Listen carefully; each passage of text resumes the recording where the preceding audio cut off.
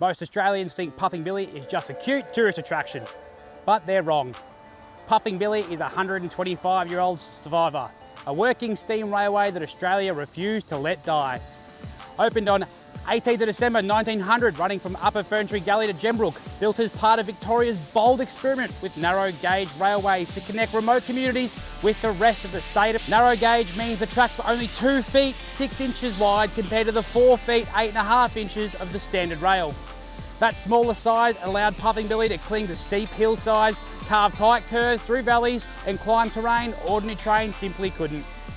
Around the same time, Victoria built other narrow gauge lines at Wangaratta to Whitfield, Colac through Beech Forest to Crows, Moe to Walhalla and the Welshpool Jetty line. Though parts of these lines remain, Puffing Billy is the last of the experiment still running. Before proper roads existed, the railway carried mail, newspapers, timber, livestock, farm, produce and passengers. For the people of the hills, it wasn't a novelty, it was life itself. It was also the line of duty. During World War I and World War II, local men and women used the railway to leave the mountains and report for service, travelling down toward Melbourne and beyond to camps, ports, postings around the world.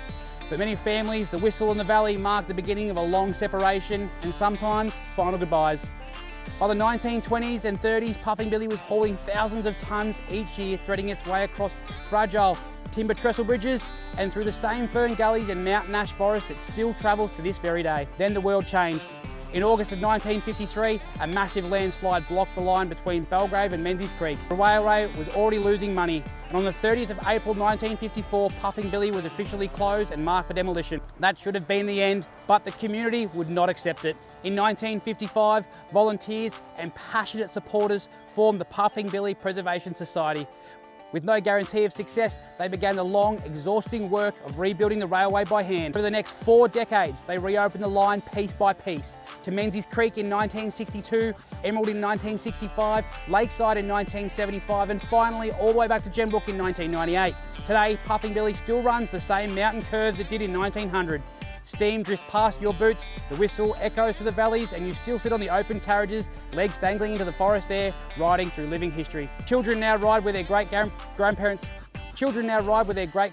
once did. Families return generation after generation, following the same ribbon of steel through the same mountains. Puffing Billy isn't famous because it's old, it's famous because Australians refuse to forget who they were and to let it die.